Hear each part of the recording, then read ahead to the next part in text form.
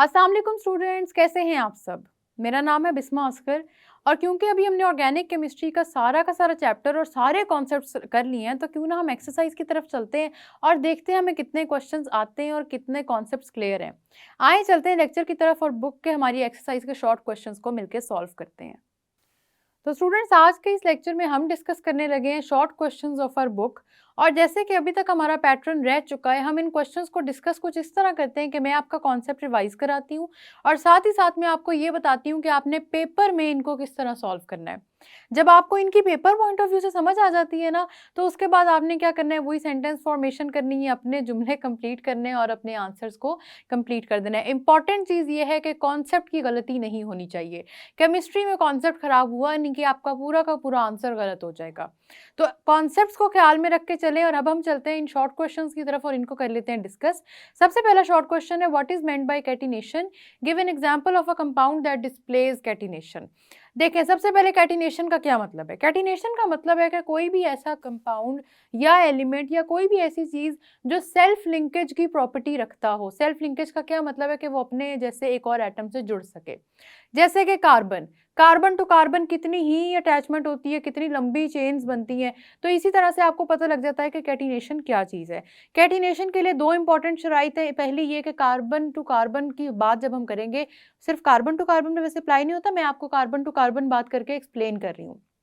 सबसे पहली तो हमारे पास ये है कंडीशन स्टूडेंट्स कि आपका जो कॉन्सेप्ट है वो अप्लाई होना चाहिए इस तरह से कि कैसे हर वो एटम जो कैटिनेशन की प्रॉपर्टी शो करता है उसके अंदर सेल्फ लिंकेज एबिलिटी होनी चाहिए कि वो अपने जैसे एक और एटम से अटैच कर सके।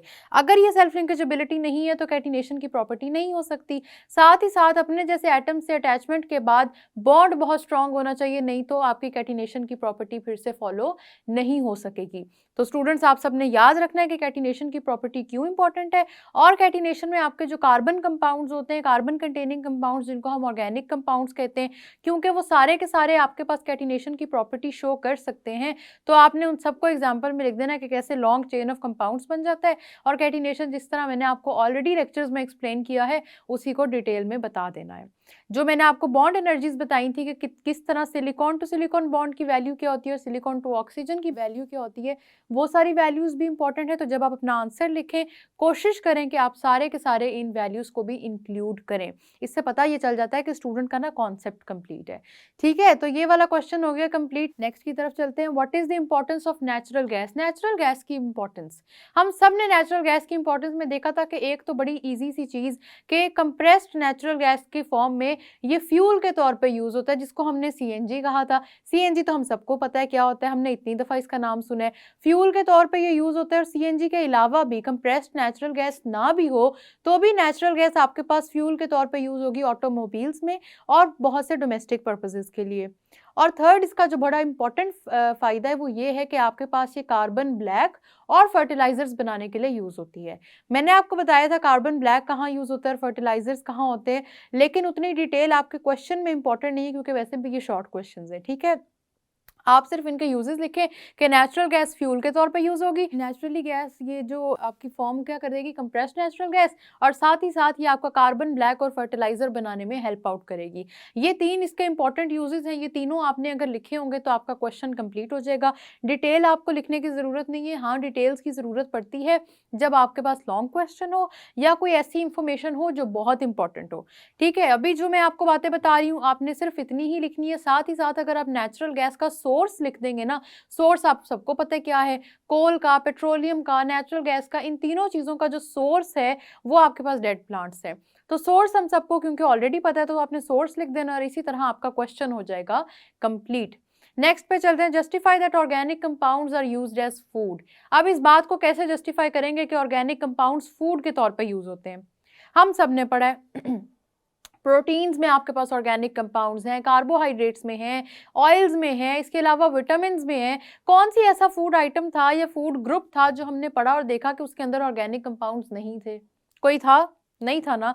तो आपके जितने भी ऑर्गेनिक कंपाउंड्स हैं ना, ये सारे के सारे तो नहीं लेकिन मोस्टली फूड में ज़रूर एग्जिस्ट करते हैं। तो आप ये ज़रूर कह सकते हैं कि आपका जितना फूड है उसके अंदर ऑर्गेनिक कंपाउंड्स मौजूद होंगे। स्टूडेंट्स, ये बात समझ में आ रही है कि फूड के अंदर ग्रुप्स का नाम लिखना बड़ा ज़रूरी है। आपके पास ग्रुप्स कौन से आ जाते हैं? कार्बोहाइड्रेट फूड ग्रुप है, आपके पास प्रोटीन फूड ग्रुप है, आपके पास lipids, fats, oil food group है, विटामिन फूड ग्रुप है। तो इन सब के नेम्स प्लीज लिख दीजिएगा। इस तरह से आपका क्वेश्चन हो जाता है कंप्लीट। चलिए हम चलते हैं नेक्स्ट क्वेश्चन पे। हमारे पास नेक्स्ट क्वेश्चन है, how are alkyl radicals formed, explain with example. ये बड़ा इंपॉर्टेंट क्वेश्चन है और यहाँ पे अगर आपको लगता है कि आप स्ट्रक्चर बनाए बगैर इस क्वेश्चन को कंप्लीट कर सकते हैं तो गलत लगता है आपको। देखिए, एल्काइल रेडिकल कब बनेगा? आपके पास कोई ना कोई एल्केन होगी, उसका आप हाइड्रोजन, टर्मिनल हाइड्रोजन रिमूव करें या मिडल वाला, जिस तरह हमने सारी एग्जांपल्स पढ़ी हैं प्रोपाइल की, ब्यूटाइल की।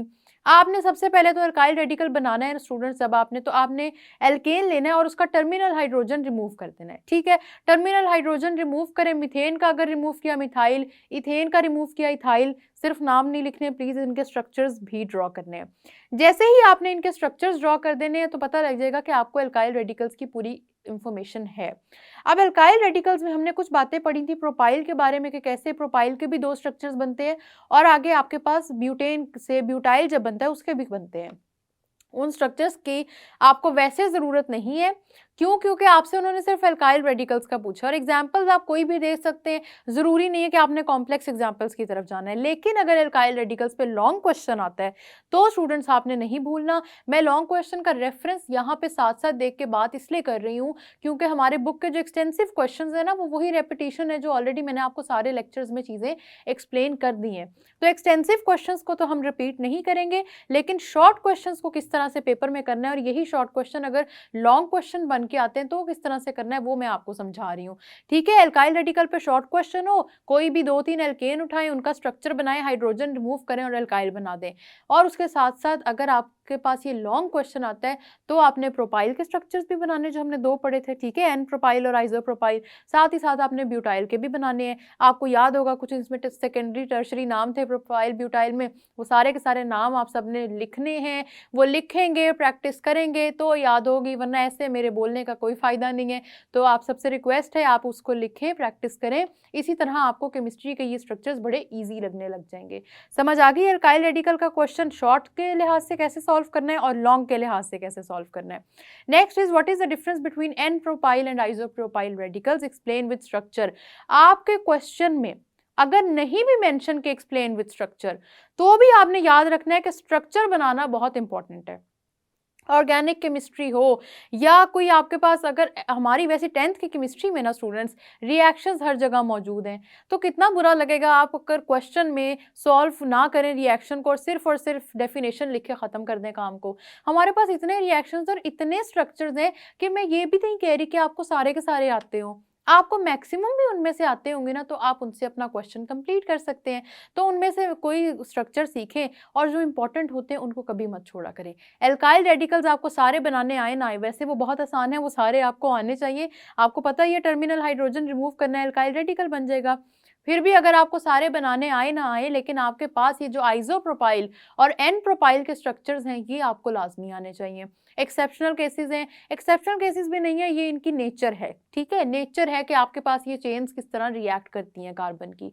तो इनके स्ट्रक्चर सीखें और इनको इसी तरह से बनाएं। स्ट्रक्चर बनाने के बाद जो आपको पता लगेगा ना कि कैसे बनते हैं, वो और बात होगी और स्ट्रक्चर बनाए बगैर और बात होगी। एन प्रोपाइल आइसोप्रोपाइल के बड़े सीधे से स्ट्रक्चर्स हैं। एन प्रोपाइल में से आपने टर्मिनल हाइड्रोजन रिमूव करना है, मतलब लास्ट कार्बन के साथ जो 3 हाइड्रोजन उसमें से एक। आइसोप्रोपाइल में आपने मिडल कार्बन के साथ हाइड्रोजन रिमूव कर देना है। इस तरह से आपके स्ट्रक्चर्स हो जाएंगे कंप्लीट। आपने इनको स्ट्रक्चर बनाना है, क्वेश्चन में ना भी गिवन हो के एक्सप्लेन विद स्ट्रक्चर, फिर भी सब ने स्ट्रक्चर्स बनाने और स्ट्रक्चर बनाए बगैर ऑर्गेनिक केमिस्ट्री तो कम से कम नहीं करनी। Organic chemistry depends on the structures. ठीक है, आपके स्ट्रक्चर डिफाइन करते हैं ऑर्गेनिक केमिस्ट्री को। तो ये भी और अगले चैप्टर में भी ये चीज़ें बड़ी इंपॉर्टेंट है। Next question is explain different radicals of butane. Butane के कौन से रेडिकल्स थे आप सबको याद है। सबसे पहले मैंने आपको बताया था कि ब्यूटेन 2 स्ट्रक्चर्स बनाता है, एक होता है एन ब्यूटेन और एक होता है आइसो ब्यूटेन। एन ब्यूटेन के रेडिकल और तरह से बनेंगे, आइसो ब्यूटेन के रेडिकल और तरह से बनेंगे। बना के मैंने आप सबको दिखाए हुए हैं, सबको सिखाए हैं, इनके सेकेंडरी और टर्शरी नेम्स भी मैंने आप सबको सिखाए हैं।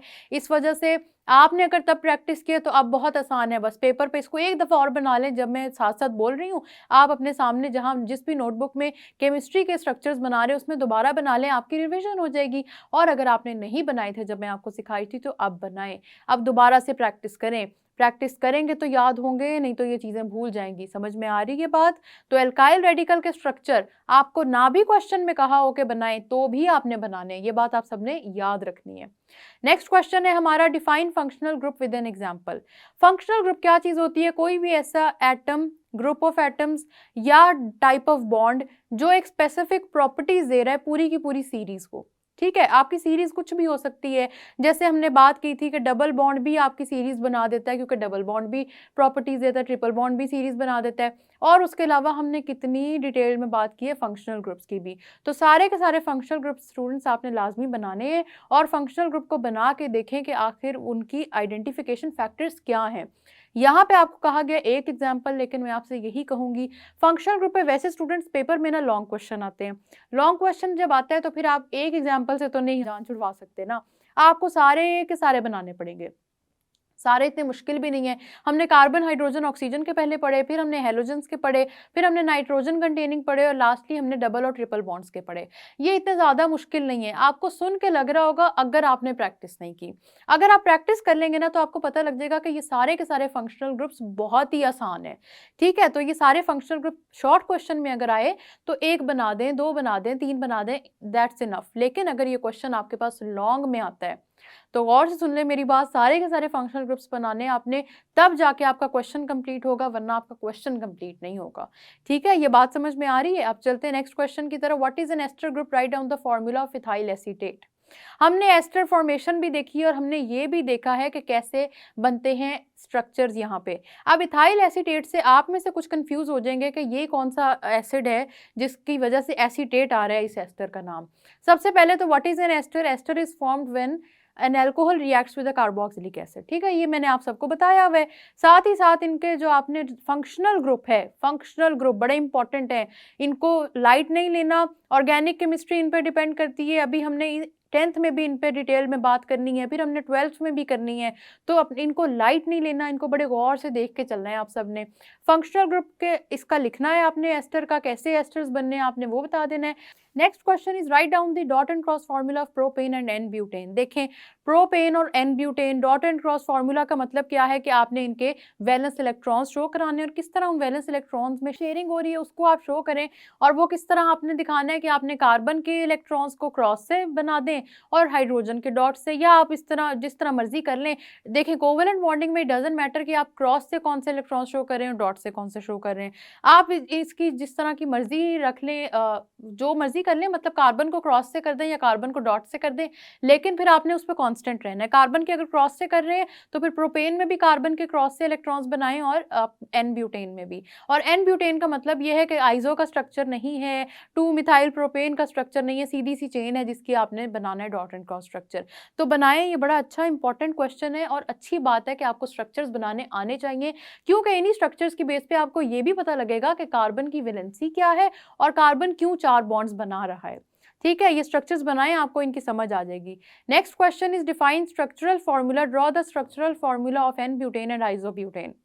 अब देखें, स्ट्रक्चरल फॉर्मूला क्या चीज़ है? स्ट्रक्चरल फॉर्मूला स्टूडेंट्स ये चीज़ है कि जहाँ पे पूरा स्ट्रक्चर आपको नजर आ रहा है, एक एक एटम किस तरह अटैच हुआ है वो सारा आपको नजर आ रहा है। तो उसी तरह से आपने स्ट्रक्चरल फार्मूला बना लेना है, और स्ट्रक्चरल फार्मूला बना के आपने दिखाना है कि कार्बन से हाइड्रोजन कहाँ पे, कैसे, कितने अटैच्ड हैं। ठीक है, एक एक बॉन्ड दिखाएं, इलेक्ट्रॉन्स नहीं बनाना बॉन्ड की, बस वो जो लाइन है वो बनाएं। और एन ब्यूटेन और आइसोब्यूटेन के स्ट्रक्चर में डिफरेंस आप सबको पता है कि ब्यूटेन लॉन्ग चेन है, और आइसोब्यूटेन में सेकंड कार्बन के साथ आपके एक और कार्बन एटम अटैच होगा।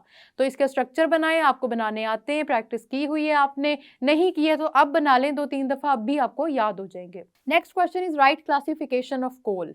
अब इस क्वेश्चन पे अक्सर स्टूडेंट्स कंफ्यूज हो जाते हैं। देखें, आपकी कोल की क्लासिफिकेशन और बात है, और आपके कोल की डिस्ट्रक्टिव डिस्टिलेशन से कौन कौन से प्रोडक्ट्स मिलते हैं वो और बात है। तो सबने याद रखना है कि जब क्लासिफिकेशन ऑफ कोल का पूछा जाएगा तो आपने बताना है पीट, लिग्नाइट, बिटुमिनस और एंथ्रासाइट। और अगर आपसे पूछा जाएगा कि डिस्ट्रक्टिव डिस्टिलेशन की वजह से क्या बनता है, तो फिर कोल टार, कोल गैस, अमोनिका लिक्वर और कोक। ठीक है, तो अभी आपसे सिर्फ पूछा है कि कोल की क्लासिफिकेशन, पीट, लिग्नाइट, एंथ्रासाइट, बिटुमिनस, इन सब का कार्बन कंटेंट और यूजेस, ये सब आप सबको आना चाहिए। पेपर में भी ये क्वेश्चन इंपॉर्टेंट है, पूछा जाता है। Next question is what are heterocyclic compounds, give 2 examples. Heterocyclic compounds की हमने बात की थी कि साइक्लिक वो हैं कि जो साइकिल फॉर्म में होंगे, चेन फॉर्म में नहीं होंगे।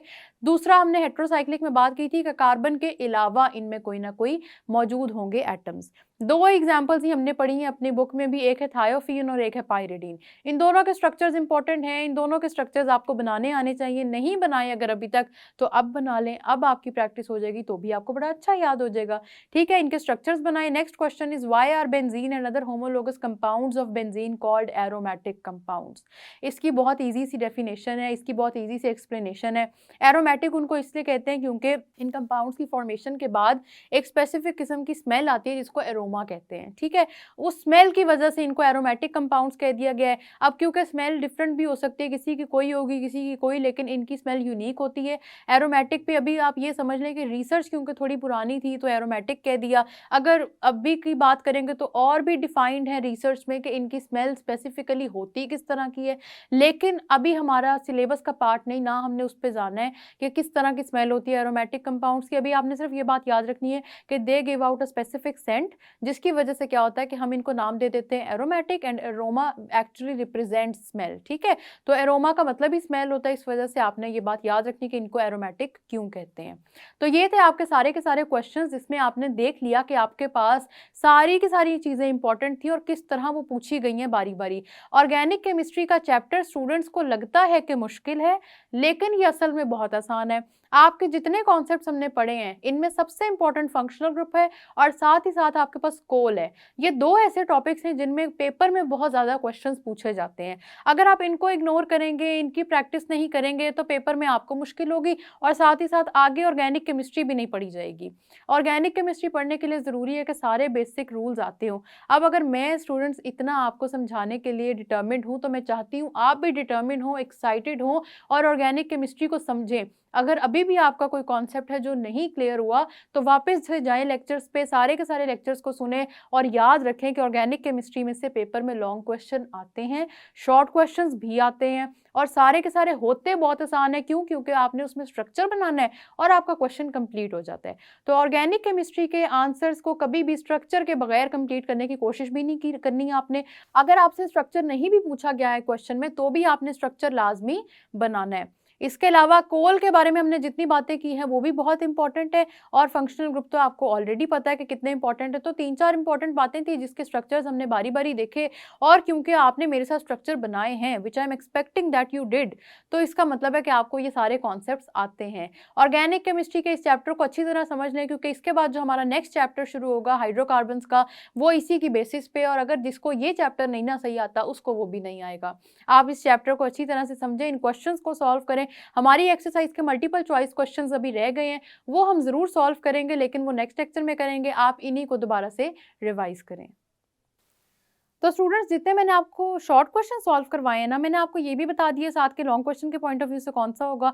एक्सटेंसिव क्वेश्चंस इसलिए सॉल्व नहीं कराऊंगी क्योंकि मेरे जितने लेक्चर्स हैं वो सारे के सारे उनमें आपके पास एक्सटेंसिव क्वेश्चंस ही सॉल्व हुए हुए हैं। तो आप लेक्चर्स को रेफर करें, आपको समझ आ जाएगी। जितनी बातें मैंने की आपने सारी की सारी एक्सटेंसिव क्वेश्चंस में लाजमी लिखनी है।